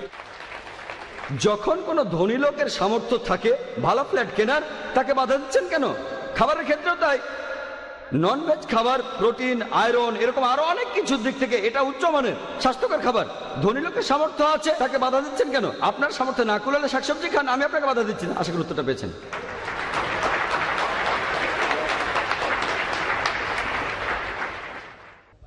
মিস্টার রশ্মি ভাই জাভেরি আর মিস্টার ওয়াইপি ত্রিবেদী এখন চলে যাচ্ছেন। আপনারা যারা থাকতে চান তারা থাকতে পারেন, অথবা চলে যেতে চাইলে আপনারা চলেও যেতে পারেন। একজন বক্তা এবং আমাদের প্রধান অতিথি এখন চলে যাচ্ছেন। আমাদের ফর্মাল অনুষ্ঠান শেষ। এখন আপনাদের মধ্যে যারা ডক্টর জাকির নায়েককে প্রশ্ন করতে চান তারা তাদের প্রশ্নগুলো করতে পারেন, কারণ একটু আগে অন্যদেরকে আমি প্রশ্ন করার সুযোগ দিয়েছিলাম। আমি আপনাদের সবার মনোযোগ আকর্ষণ করছি। এখন আপনারা ডক্টর জাকিরকে প্রশ্ন করবেন। শুরু করছি। হ্যাঁ ভাই। আমার প্রশ্নটা হলো, নন ভেজ খাবারে কি পুষ্টিগুণ কম? ভাই খুব সুন্দর প্রশ্ন করলেন যে নন ভেজ জাতীয় খাবারে পুষ্টিগুণের কোনো ঘাটতি থাকে কিনা। হ্যাঁ থাকে। আমি এই প্রশ্নের উত্তর না বলবো না। আমি কোনো উগ্রপন্থী নন ভেজ নই। কম থাকে কার্বোহাইড্রেট, ভিটামিন সি, কিন্তু এগুলো ভেজ খাবারে বেশি পরিমাণে থাকে। নন ভেজিটেরিয়ানরা শাকসবজি খায়, আর ফল অনেক পুষ্টিকর, ভিটামিন সির জন্য আমরা খেতে পারি। কিন্তু যদি তুলনা করে দেখেন পুষ্টিমানের দিক থেকে নন ভেজ খাবার, একথা আগেও বলেছি আমি, এতে থাকে প্রথম শ্রেণীর প্রোটিন, উচ্চমানের প্রোটিনগুলো সম্পূর্ণ। এতে প্রয়োজনীয় ফ্যাটি অ্যাসিড থাকে, আয়রনও থাকে। এরকম একটা পুষ্টিকর খাবার হলো ডিম। এখানে মিস্টার জাভেরি ডিমের বিরুদ্ধে অনেক কথা বললেন। একটা ডিমে আনুমানিক 6 গ্রাম প্রোটিন থাকে একটা বড় ডিমে। ডিমের অর্ধেক অংশ সাদা, আর এই সাদা অংশটাকে বলা হয় আদর্শ প্রোটিন। আদর্শ প্রোটিন, এটা দিয়ে অন্যান্য প্রোটিনকে বিচার করা হয়। এখানে সবগুলো আবশ্যকীয় অ্যামিনো অ্যাসিড পর্যাপ্ত পরিমাণে থাকে ডিমে। এছাড়াও থাকে রিবোফ্লাভিন, আয়রন, ফ্লোরিন, ভিটামিন বি12, ভিটামিন ডি, ভিটামিন ই। খুব কম খাবারে ভিটামিন ডি থাকে, ডিম তার মধ্যে একটা। রোগীদের খাবার হিসেবে ডিম দেওয়া হয়, বিশেষ করে যারা আস্তে আস্তে সুস্থ হচ্ছে। এর কারণ জানেন? ডিম সহজে হজম হয়, উপাদান সবগুলোই আছে। ওনারা ডিম নিয়ে অনেক বলেছেন, এর কিছু ক্ষতিকর দিকও আছে। এটাকে বলা হয় পুষ্টিগুণের ঠাসা খাদ্য, কারণ এতে সবগুলো প্রয়োজনীয় উপাদান আছে পর্যাপ্ত পরিমাণে, অতিরিক্ত নেই, কোনো উপাদানে অতিরিক্ত নেই। এতে ক্যালোরির পরিমাণও কম। একটা বড় ডিমে মাত্র 70 ক্যালোরি থাকে, কিন্তু ভেজ খাবারে এই প্রয়োজনীয় অ্যামিনো অ্যাসিডের সবগুলো উপস্থিত থাকে না। ভেজ খাবার খেলে কি করবেন? সবগুলো উপাদানই খেতে হবে। একজন মানুষ ভেজিটেরিয়ান হয়েও সবগুলো উপাদানই পেতে পারেন। তার ডায়েটটা তিনি ঠিকভাবে বেছে নেবেন, শাকসবজিগুলো ঠিকভাবে বেছে নেবেন, যে এই খাবারে অমুক উপাদানটা কম আছে, আবার অন্য খাবারে হয়তো উপাদানটা আছে। সঠিকভাবে যদি এভাবে বেছে নেন আর তারপরে খান, তাহলে ঠিক আছে। নন ভেজের ক্ষেত্রে যে কোনো নন ভেজই খান, সেখানে এই সমস্ত উপাদানগুলো কম থাকে না। আশা করি উত্তরটা পেয়েছেন। বলেন ভাই। আমার নাম বাবু ভাই জাভেরি। ডক্টর জাকির নায়েক, আপনি আপনার লেকচারে ডাক্তার আর্নিশের বিভিন্ন কথাগুলো বিকলাঙ্গ উপায়ে বলার চেষ্টা করেছেন। ডক্টর ডিন আর্নিশ তাকে হৃদরোগ সংক্রান্ত রোগ নিরাময়ের ক্ষেত্রে একজন পথিকৃৎ বলা যায়, আর এ ব্যাপারে এখন তাকে একজন অথরিটি বলে মানা হয়। আমেরিকার প্রেসিডেন্টও তার এই কাজগুলোকে স্বীকৃতি দিয়েছেন। আমেরিকানদের স্বাস্থ্যগত বিষয়ে তাকে অ্যাডভাইজার হিসাবে নিয়োগ দেওয়া হয়েছে। আর ডক্টর ডিন আর্নিশের নিজস্ব উদ্যোগে এখন বিভিন্ন মেডিকেলের পাঠ্য বইয়ে একথা লেখা হচ্ছে যে হৃদরোগ প্রতিরোধ করা যায় সুনির্দিষ্ট ডায়েটের মাধ্যমে, যে ডায়েটটার সুপারিশ করেছেন ডক্টর ডিন আর্নিশ নিজেই। আর ডক্টর আর্নিশের এই ডায়েটটা একেবারে পুরোপুরি ভেজিটেরিয়ান ডায়েট। এখন আমি ডক্টর জাকির নায়েকের কাছে জানতে চাই, ডক্টর ডিন আর্নিশের এই রিসার্চের ব্যাপারে আপনি কি বলবেন, যেখানে হাজার হাজার হৃদরোগী ভালো হয়ে গেছে কোনো বাইপাস সার্জারি ছাড়াই? ভাই খুব সুন্দর প্রশ্ন করেছেন, খুবই প্রাসঙ্গিক প্রশ্ন, খুবই সুন্দর। যে ডক্টর অর্নিশের সম্পর্কে আমার মন্তব্য কি, খুব বিখ্যাত। আর তিনি বলেছেন হৃদরোগের অসুখ ভালো করা যায় ডায়েটের মাধ্যমে, যেটা পুরোপুরি ভেজ খাবার। আমি একমত। এতে কি নন ভেজ খাবার নিষিদ্ধ হয়ে যাচ্ছে? আপনি ডায়াবেটিসের কথা জানেন ভাই? ডায়াবেটিস মেলাইটিস, এখানে ডক্টর অর্নিশের বলার প্রয়োজন নেই, এটা সবাই জানে। কারো যদি অতিরিক্ত ডায়াবেটিস থাকে, তখন যদি সে নন ভেজ দিয়ে তৈরি ইনসুলিন না নেয়, যেটা তৈরি হয় অগ্নাশয় থেকে, গরু বা শুকরের অগ্নাশয় অথবা মানুষের অগ্নাশয় থেকে, সে মারা যাবে। তাহলে নন ভেজ ইনসুলিনে যদি ডায়াবেটিস মেলাইটিস ভালো হয়, সেজন্য ভেজ নিষিদ্ধ হয়ে যায় না। ডক্টর অর্নিশের কথা মানি। ভেজ ডায়েটের মাধ্যমে হৃদরোগ কমানো যায় বা সারানো যায়, আমি একমত। কিন্তু রাশমি ভাই জাভেরি যেটা বললেন, ডক্টর অর্নিশের মতে নন ভেজ খাবার নিষিদ্ধ। এই ডায়েটটা শুধু রোগীদের জন্য, আমি একমত। অনেকেই হয়তো মানবে না, ডাক্তারও মানবে না, আমি মেনে নিলাম, আমি একমত। তবে যদি বলেন ভেজ খাবারের হৃদরোগ ভালো হয়, তাই নন ভেজ খাবার নিষিদ্ধ করা উচিত, নন ভেজ নিষিদ্ধ, তাহলে আমেরিকা কেন নিষিদ্ধ করছে না? আমেরিকান সরকারকে জিজ্ঞেস করেন। ডক্টর অর্নিশ তো অ্যাডভাইজার, তাহলে অ্যাডভাইজারের কথা মতো আমেরিকায় ননভেজ খাবার নিষিদ্ধ করছে না কেন? কেন? তার এই রিসার্চ, তিনি যেটা বলেছেন সেটা সঠিক। কিন্তু যদি বলেন যে ননভেজ খাবার নিষিদ্ধ করেছেন, আমার মনে হয় না ডক্টর অর্নিশ এমন কিছু বলেছেন। মনে হয় না এমন কিছু লেখা দেখান যেখানে তিনি বলেছেন যে কোনো মানুষেরই সারা জীবনে ননভেজ খাবার খাওয়া উচিত না। আমি চ্যালেঞ্জ করছি, হৃদরোগের ক্ষেত্রে হতে পারে। আরো কিছু ডাক্তারের কথা আমি বলেছি, ডক্টর উইলিয়াম টি জার্ভেস, ডক্টর কে জেরি, অনেক। তবে আমি অনেক বেশি বাস্তববাদী। আমি একমত যে ভেজ খাবারের হৃদরোগ ভালো হয়, নন ভেজ নিয়ে বলা হয়নি। আশা করি উত্তরটা পেয়েছেন। হ্যাঁ বলুন। এখানে ডক্টর জাকির নায়েক তো নিজেই একজন বিজ্ঞানী আর ডাক্তার, তাই উনি কি আমাকে এ ব্যাপারে বলতে পারবেন যে 15 বছর ধরে যে রিসার্চ হয়েছিল?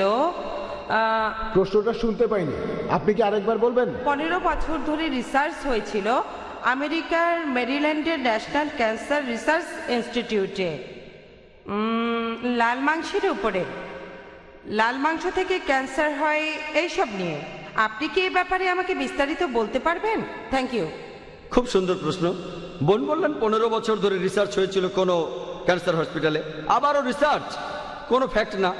রিসার্চ আর ফ্যাক্টের মধ্যে পার্থক্য অনেক।